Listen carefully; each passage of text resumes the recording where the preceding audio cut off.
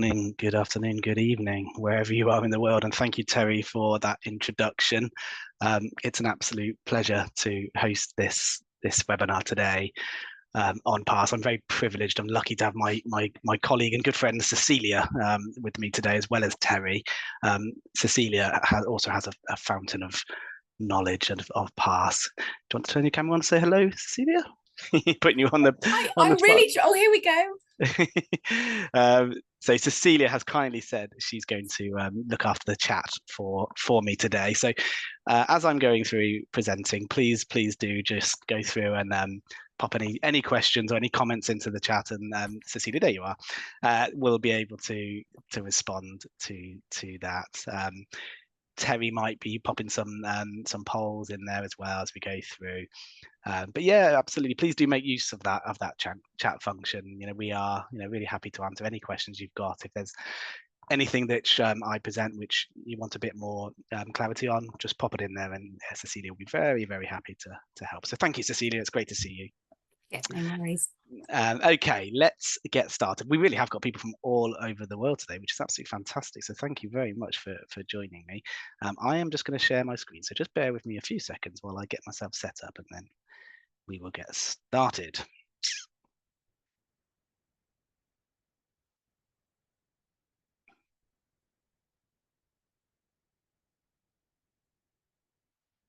Okay, I think we're good to go. So again, welcome and thank you for joining me for this webinar, which is entitled Revealing the Hidden Picture, Using Student Voice to Uncover Hidden Barriers and Improve Wellbeing. My name is Finn McClelland, and I'm an education consultant and product specialist here at GL Education. Before joining GL, I spent 16 years in teaching and school leadership, working across the UK, South America, and Southeast Asia. Along the way, I've led different subject areas and seen for myself actually just how powerful GL education data can be in improving student outcomes. These days, I take great pleasure in helping schools everywhere make the most of their data and turn it into real impact for students. So today I am very excited to take you on a deep dive into the rich insights and powerful data that PASS unlocks into student wellbeing and barriers to learning. As Terry mentioned, GL Education is now part of the Renaissance family of schools, and our mission is crystal clear, really, to accelerate learning for all children and adults of all ability levels and ethnic and social backgrounds worldwide. And we strongly believe that by leveraging our tools and insights, we really do help educators drive meaningful outcomes for learners of every ability level and background across the world. So today, over the next sort of 45 minutes or so, we'll briefly explore the sort of research context, which is helping to shape policy and practice for supporting student wellbeing and the learner experience. We will consider why it's important to learn about how our students feel, not just how they perform, and to understand how this is absolutely central to effective pastoral and academic support. I'll take some time to familiarize you with the purpose and structure of PASS and how it gathers pupil perceptions to support inclusive practice. And finally, I'll provide some guidance on how the insights from PASS can be used and triangulated with attainment behavior and SEND data to tier support, personalized interventions, and track changes over time. We've also got a couple of case studies which we're going to have a look at as well. So, I mean, if the global pandemic taught us anything, it is the necessity to balance high quality education with high quality support for children and young people's social and emotional development. Andreas Slater, Director of Education and Skills at the Organization for Economic Cooperation and Development, suggests that the development of strong social and emotional skills should not be assumed. noting that schools should be making intentional steps to support this through the design of their learning environment and systems of organisation. But how important is the voice of the student in these design processes? Well, research has long assimilated children's well-being in school to a strong sense of belonging, their connectedness to learning environment and education experience. According to a UNICEF report in 2021, children who experience a strong sense of belonging at school are 66% less likely to engage in risky behaviours and show significantly higher academic achievement. On screen here, you can see findings from across several OECD research papers, which focus on factors that might influence this perception of belonging, including positive relationships with adults and peers, and that personalized support when students are struggling. A recent ISC report on wellbeing also stated the importance of embedding wellbeing into school culture and integrating that wellbeing into the curriculum even, and crucially measuring, analysing and tracking wellbeing through data. And obviously this is where we come in, and I'm delighted to talk to you about how PASS can help you to do that. So what steps can we take to pursue and protect student wellbeing? Well, involving all members of the school community in collaboration to foster that positive ethos and that calm, safe and supportive environment are key. They're key elements for promoting students' mental health and well-being. Using reliable data to design and integrate universal provision within that wider curriculum that builds a holistic approach to well-being developments that leads to students feeling safe, valued and engaged at school. Targeted interventions, and again, I'm going to be talking to you more about that and how PASS can help with that. They can be implemented to address needs early, helping to build resilience and develop skills for navigating those challenges and setbacks that all students have. And as the hierarchy on your screen here illustrates, and this is from Sunshine Support, we must align school climate with a learner's needs and values in order for students to feel connected as a member of the wider school community. So how do we capture students' needs? Well, of course, we capture it through their voice, through student voice. Whatever their age, the student voice should be central to our drive for improving their well-being. This term, student or pupil voice, is often linked to Article 12 of the United Nations Convention on the Rights of the Child.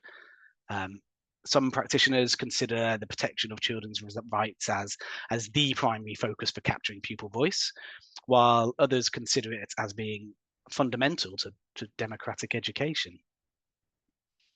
Over time, it has become closely associated with school improvement initiatives as a means of identifying strategies for improving teaching and learning, to shape pedagogical approaches, and to develop strategies to improve pupil-teacher relationships and facilitate pupil well-being.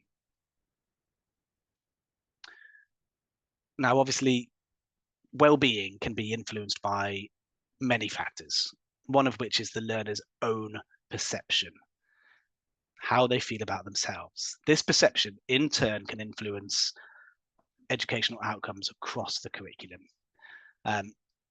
Some fascinating research from the International Literacy Association found that students with positive reading self-concept, so students who feel positive about their reading ability and feel positive about reading, are 3.2 times more likely to score at or above grade levels in reading assessments compared to their peers who have negative self-perceptions about their reading. And that is regardless of actual initial ability.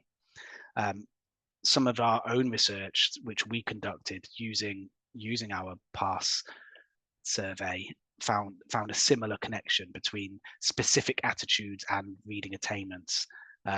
You can read more about the latter two studies via the QR links here. Poor perception of ability is also known to impact other areas of learning, specifically mathematics. As Professor Steve Chin notes in the British Dyslexia Association's one of their publications, Dyscalculia, Assessment, Teaching and Psychology, a student's self-perception and belief in their mathematical ability can have a more significant impact on their achievement than their actual cognitive capacity, which is just incredible to think, isn't it? If a student believes that they can be a good mathematician, then it's much more likely to come true. And on the other side, when learners develop mathematical anxiety or believe they cannot succeed in maths, this negative mindset becomes a self-fulfilling prophecy, creating a cycle where fear leads to avoidance, which further diminishes opportunities to develop their mathematical skills and confidence. So, with all that in mind, what steps do you take to understand student voice across your schools in order to improve their well-being and your own school's climate and culture? We know that many students struggle with engagement, well-being, or confidence. But these challenges can often go unnoticed until they start to impact behaviour, or their engagement, or indeed their attainment or their achievement.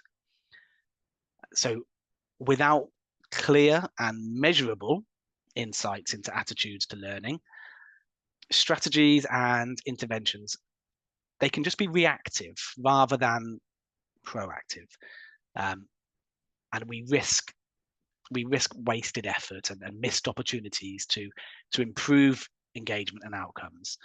So again, as I'm going through this presentation today, just be thinking about what are you currently doing at your school to ensure that your pastoral, your well-being support is targeted effectively.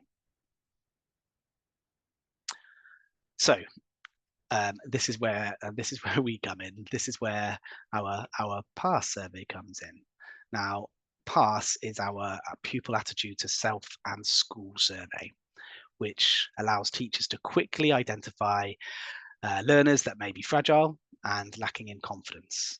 PASS identifies non-academic barriers related to 9 key factors that could be impacting or go on to impact engagement and or learning outcomes. PASS, especially when combined with our cognitive ability test CAT4, also helps to reveal sometimes hidden challenges that might have otherwise been overlooked. Typically used twice per academic year,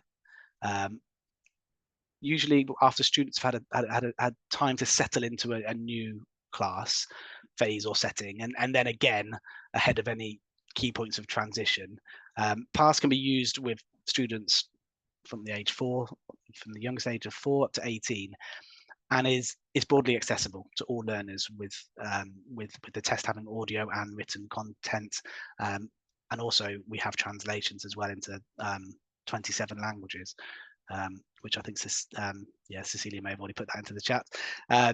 So it really is, it's a survey which it really is accessible to children, students of all age. It only takes about 15-20 minutes to complete, and because it's a digital test administered from our TestWise platform, results are available for immediate analysis as soon as the students complete the test. So the survey investigates students' feelings in 9 key, and I would argue comprehensive, attitudinal factors that you can see on the screen here. The students' responses are then illustrated in very easy to interpret RAG reporting, which really allows schools to identify the students of particular concern who they want to work with. And as mentioned already, PASS can also be combined with CAT4. So if you know your school already use CAT4, and I'm sure many of your schools do, it can be used to reveal those fragile learners. And I'll talk to you more about what a fragile learner is as we go through. And as you can see, it's an extremely popular survey. Over 750,000 have been completed in the last 12 months alone. So at a strategic level, if your school is part of a group of schools, past reporting insights can help determine collective strengths or areas across the group of schools. So you can identify areas for improvement and help to foster a stronger climate and culture. And again, as you can see here, the RAG color coding, it makes the data easy to understand and draws the eye to pupils and areas of concern.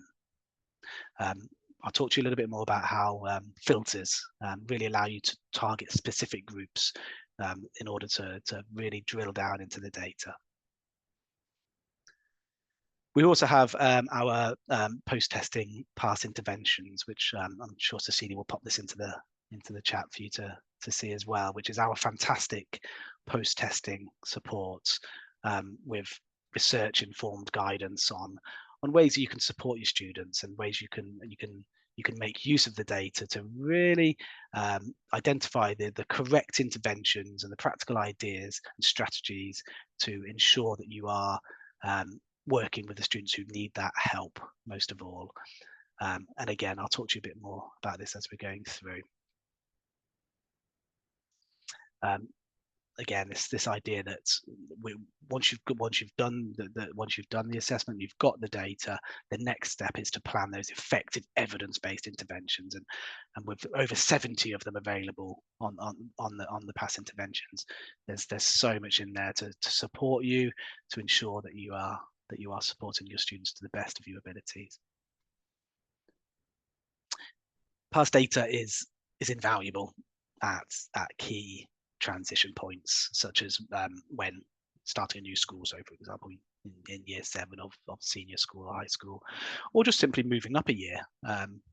It's the best practice that we recommend is to allow around sort of 2 months into the school year before you administer the survey for the first time. And this, as mentioned, this gives the students enough time to settle into their new school environments and classrooms. And then once the students have completed their survey, obviously the next step is to analyze the data. So again, once you've identified your key areas of focus and your key students of focus, then this can be done at a cohort level, a group level, or at an individual level. This is when those pass interventions come into place, and you can really make effective use of those to support you in what you're doing to help those students who really do need it. And then, once you've been working with those students you've identified, or those areas that you've identified are important for your school, you can then re-administer the assessment to see what has been the effect. What's changed in that time, and because our overtime reports will allow you to compare previous pass scores with the new ones, it really does allow you to evaluate the change in scores and any future areas of priority. So here we go. Here you can see how that reporting looks, and how you can see how you can really closely monitor how scores have changed between your 2 administrations. Of course, there may be some students who you want to assess again. So maybe rather than sort of waiting 5-6 months before you re-administer it, there may be some students who you feel actually we're going to work really intensely with those students for a month or 2, and then we want to re-administer PASS to see how it's affected their scores. And PASS is very flexible. You can absolutely do that. You don't have to do it in the times that we recommend.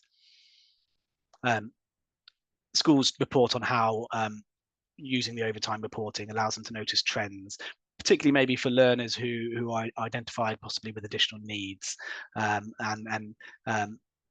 so you can really start to see, what are those students, what is their perception of self and their confidence, particularly as they grow older. As we often hear that as students become more aware of their ability and how their abilities compare to their peers, this can have an effect on their mental well-being as well, as they come to realize that perhaps they're not working quite at the levels that some of their peers are. So again, this is where this universal screening, this is where these reporting over time really allows you to address these issues and consider the best ways to deal with these issues before they become barriers to success. And this can involve working closely with colleagues and parents to support these students. And again, those past interventions, which have got those strategies, they've got those ideas, they provide those opportunities to build resilience and those opportunities to celebrate effort and to develop that growth mindset amongst all the students. I mentioned fragile learners earlier. This is where, if you use Cat4 in your school, you may wish to triangulate your pass and your Cat4 data, plotting students' mean Cat4 data against perceived learning capabilities, which is one of the 9 factors that we report on in pass. And this is to gain those greater insights into your students. Now, as you can see on here, those with high Cat4 and perceived learning capability, they're likely to achieve their potential as they have a positive view of their strong abilities. They've got the ability, and they feel confident in themselves. Whereas those with low scores for both, they are going to benefit from close mentoring support. Crucially, though, that learners that perceive themselves as less capable than their Cat4 results indicate, so those students who don't believe they are as good as their Cat4 scores are telling us they are, these students could be considered as fragile. And they're certainly worth monitoring to ensure that their own perception, their lack of confidence in themselves, that this does not become a barrier to their success. Now, I've got a lovely 90-second case study here from our colleague Nick, who's a head teacher, a principal at a small school in rural New Zealand. And he's just going to summarize why PASS is so important for him and his setting, even though it's such a tiny school, and you'd think that actually, all of the teachers would know the students so very well already. Nick talks about why it's just so important, no matter the size of the school, and what they learned from administering the PASS survey. So I'm hoping the sound is going to work for this. If it doesn't, Cecilia or Terry, just let me know, and I'll have to change that setting, but here we go.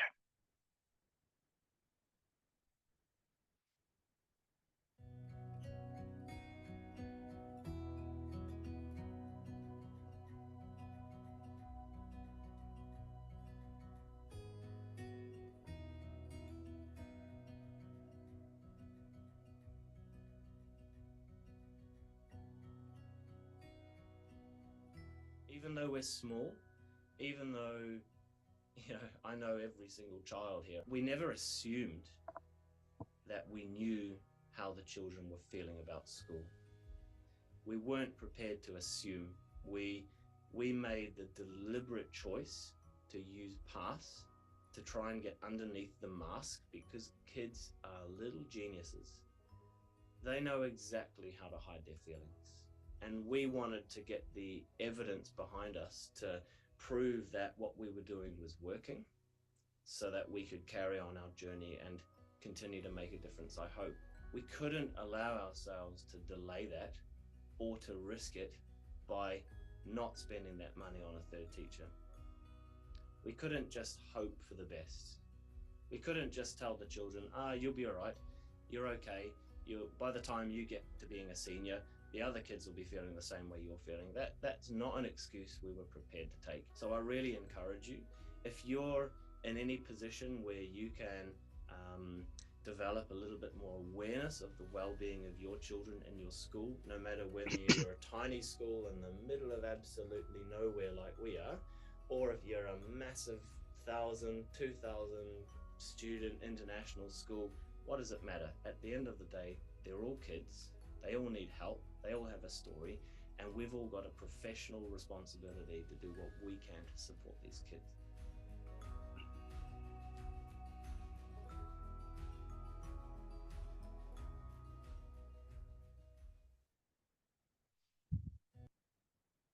I've heard that story so many times from Nick, but it still moves me every time I hear it. I think he speaks very well, and obviously in a school like his, fairly unique setting, um, pupil well-being just being at the heart of everything. It just comes across so clearly, and I love the fact he talks about every pupil has their story. Doesn't matter if they're in a tiny school like theirs or a huge international school. It's absolutely essential that all students are given the opportunity to have their voice heard. And I think I really believe that's where PASS comes into its own. Now, before I move on, I'm just going to mention Terry, my colleague, might pop in a poll, which just gives you the opportunity to just to say where you are, whether you've experienced using PASS before or not. And if you would like to learn a bit more about it, there you go, it's popped up now. So yeah, if there's something that if you'd like to learn more about PASS, if you'd like one of our consultants to reach out to you to arrange a meeting just to talk to you more about what PASS is and how it might work in your setting, then yeah, please do complete that. And as a reminder, please do, if you've got any questions about anything I'm going through, just pop them in the chat, and Cecilia will be really happy to respond to any questions. I just thought it'd be really important now just to actually give you some images of what the PASS survey actually looks like, both for the students and for those people who are going to be analysing the data. So we're just going to spend a bit of time with that, looking at that then, and then we've got one more small case study just to finish. So what you can see here is the student view of the survey. So at the top there, this is PASS level 1. Now this is the one which is for our youngest students. So students sort of 4 to 7 years old. So key stage 1 age. And as you see, they get a very sort of simple statement like this: I like getting on with my work in class. And then they have 2 response choices, just the 2. Yes, I agree. No, I disagree. Whereas for PASS level 2, which is for students of 8 upwards, they have a slightly more complicated survey where they have 4 response options, and this survey will adapt to the age of the student. So for your older students, the language will be appropriate for those older students, and they're challenged to consider more complex things than their younger peers. So yeah, I mean, again, as mentioned, this to allow for inclusivity, the students can hear the questions being read to them, and yeah, and they just work their way through and they just respond. And sometimes the positive response will be yes a lot. Sometimes the positive response will be no, not at all. So they do have to read the statements very carefully and just honestly reflect on how they feel. And so it's quite a simple process, really. But it's as hopefully you've seen so far, it's a really comprehensive list of factors that will be investigated in the survey. And this is how the data will be presented to you. So you can see the 9 factors just underneath the bar charts there. And then underneath those, you can see what the mean percentage of positive responses that your school or your cohort, depending on what sort of level of data you're looking at, what percentage of positive responses have been given for each of those 9 factors. And then underneath that is the standardization comparison. So you can compare your students' responses to the standardized sample. So you can see, how does the data from our school compare to that very large sample of thousands of students.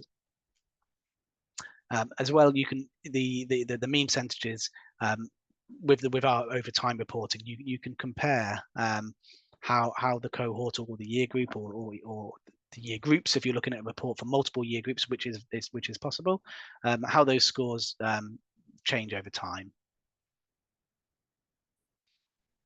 As mentioned before, you can drill down and look at the data for specific groups of learners. So gender here, and again, you've always got that standardization comparison as well, so you can see how your data compares to the standardization. And And what you're looking at here is the individual analysis. So where it says tutor group, if you imagine to the left would be the pupil names, the student names. So this is where you're doing your really deep dive, and you're looking at the data individually and seeing how your individual pupils have responded. And this should be done to reinforce your own judgment, what you know about the students already, and particularly those potentially vulnerable learners. But crucially as well, it also allows you to identify and spot those students that might otherwise be overlooked. And we all know those quiet, well-behaved students, often girls, who may just fall under the radar because from what you can see on a day-to-day basis, everything seems okay with those students. But again, PASS gives those pupils in particular the voice, the opportunity to express how they are really feeling in these 9 crucial factors. Okay, what you can see here is from the PASS interventions, which I mentioned earlier on. This is the post-testing support that we offer to ensure that you are really able to make use of the data to improve things in those areas which are important for the school and those individuals who need that support. So the example you can hear is for learner self-regard. So let's imagine that factor has come out low. For many of the students in your school, learner self-regard, how the students regard themselves as learners.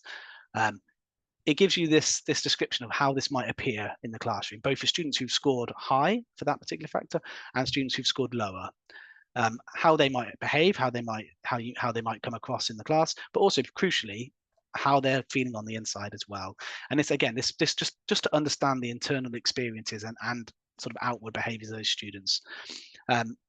And again, this should just mean that colleagues will become increasingly confident to spot those signs of early barriers, so that those needs can be addressed sooner and are less likely to be missed. When I used to use PASS in one of my previous schools, we really liked these kind of self-reflective questions, which really they help you to interrogate, I guess, what you're currently doing in this area, but also crucially, what could we be doing better? What could we be doing more of? Are we forgetting to do some of these things? Really good conversation starters. So let's imagine it's a factor which has come out lower across maybe multiple year groups across the school. So rather than it being a year group or a class issue, this is actually more of a whole school issue. So we're going to focus on these questions here. These are going to be our conversation starters. These questions, we're going to use these to evaluate what we're currently doing and how we can improve. Whereas if it was actually a factor which came out low just for maybe one class or a year group, we'd look at the questions in the class level. However, if we were talking about one child in particular, we'd focus on the individual level, and the questions will adapt according to the level of analysis that you're doing. And as mentioned, we've also got these fantastic intervention strategies. And again, these they're built on tried and tested, research-informed interventions, which are really designed to help hold a teacher's hand as they scaffold that support for their learners. And these interventions can be used across multiple subjects. Some of them will be designed for sort of more one-to-one support. Some of them will be designed for more sort of class, maybe PSHE type lessons. Some of them will be designed for whole school approaches, things you can do in or talk about in assembly or displays around the school. But all of these have been developed by educators and psychologists. So there's some absolutely fantastic intervention ideas within there as well. As I mentioned, if your school is part of a group, we do these cluster reports, which allow you to compare the data across different schools. Again, you're looking to see, are there any discrepancies? Are there any things which perhaps we're doing better in or lower across multiple schools? So again, if that's a school if your school is part of a group, that could work for you as well. And we saw this earlier on, but that crucially, just the ability to be able to see how scores change over time, that visual indicator of change. And I mean, like with all of our assessments, we really do have a wealth of support available to you to ensure that you can A, confidently administer PASS, and B, that you can get the most from your data. Now this includes interactive insight tools, training resources, pre and post testing videos. We even have videos for the students to watch before they do the survey, so they know what it is they're going to do and why they're doing it.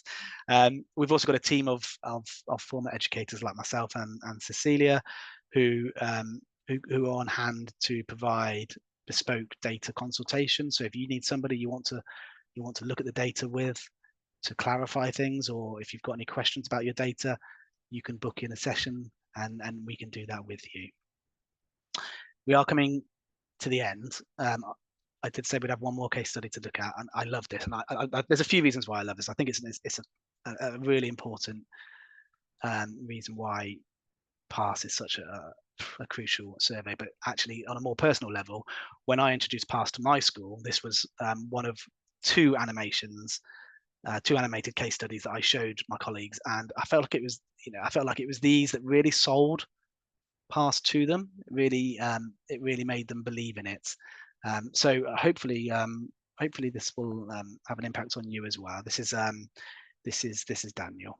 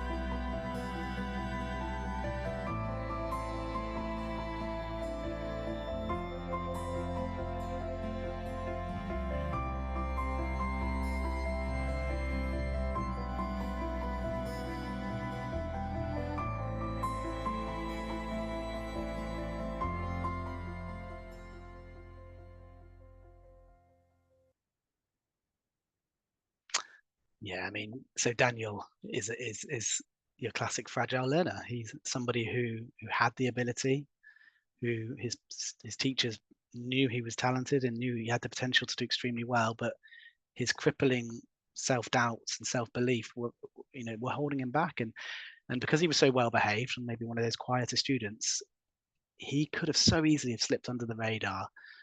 But PASS really brought him to the forefront so that the school could work with him and build up his confidence and his self-belief so that he was able to go on and achieve what he was capable of. So yeah, I love that story, and I think that really does, for me, that shows the power of PASS. And with that, I'm going to stop talking for a minute, and I'm going to come back to my colleagues and see if there's anything that's come up in the chat, or if Cecilia, if there's anything that you want, anything interesting that came up in the chat that you wanted to share. But yeah, hopefully that's been useful. Thanks, Finn. That was really fantastic. No, we haven't had any questions in the chat, which always tells me that either you've been extremely comprehensive in your explaining past, and everyone's just taking it all in. So maybe we'll just wait a few moments for some questions to pop in there. But yeah, thank you so much. No worries at all. No worries at all. Terry, is there anything you wanted to add? No, that was really good. If you do have any questions, don't be shy. Please do put them in the Q&A. So please do reach out. I can see someone's put something in about cost. It would be great if you either get in touch with us. If you've done the poll, we'll get in touch with you, and we can discuss pricing with you there. So do reach out to us, and we can help with that. I can see there's also a question just been added into chat. So I don't know if one of you guys want to answer that. Let me just read that one. Yeah, is there guidance within the support on how to triangulate the data with CAP4? For example, when should the 2 tests be administered to gain the optimum insight? Yeah, really good question. Yeah, and absolutely, we do. We do offer all of those guidance. CAP4 is very much designed to be used at points of transition at the beginning of the year to gain those crucial insights into the students' ability, their potential, their innate natural ability. And pass, as I mentioned in the presentation, we would always recommend administering that sort of maybe a month or so into the students' time in their new year group. So obviously, students and teachers, when they first come back, start a new year, it's a difficult time for everybody, isn't it? So that would to administer the survey at that point possibly would provide you with data which is not a true reflection of how the students really feel about school. So to give them the chance first to settle in, meet their new teachers, meet their peers, when they're more settled, that would be the better time to do it. That's going to give you a more clear and reliable reflection on their feelings. And then yes, absolutely. As I mentioned in the presentation, particularly using the triangulating the CAP4 and the past data to identify students who have got the ability to succeed, but their self-perception is low, their confidence in themselves as learners is low. They are the students that you really need to work closely with to build up their confidence and make sure that they know that they've got the potential, that they've got the talent, and they've got the ability to be able to succeed. But yeah, absolutely, we have, we can work with you with that. We have guidance on it as well. So yeah, thank you. That's a great question. Any other questions? Not as yet. Okay, if there is no further questions, we will just stick around for a bit longer, just for a few more seconds. But just want to take this opportunity to thank Finn for presenting today, Cecilia to be on hand for any sort of questions, and sharing the links in the chat. And if you are ready to leave, you can press the end button at the bottom, or leave, or the X on the top. We just want to take this opportunity to also thank you guys for attending. We will be sending the presentation and links that we send in the next day or two, so take a look for that. But as I mentioned, we do have some previous webinars on our website, so you can take a look at that. But yeah, thank you very much for your eyes today, and I'll just hand back over to Finn just to check if you've got anything else to add. No, nothing more from me. Thank you again for everyone who's joined, and yeah, I hope you have a wonderful rest of the day, however long is left of your day, depending on where you are in the world. But yes, our day is just starting, isn't it, Cecilia and Terry? It is. Thank you so much, guys. Take care and have a lovely rest of the day. Thank you, guys.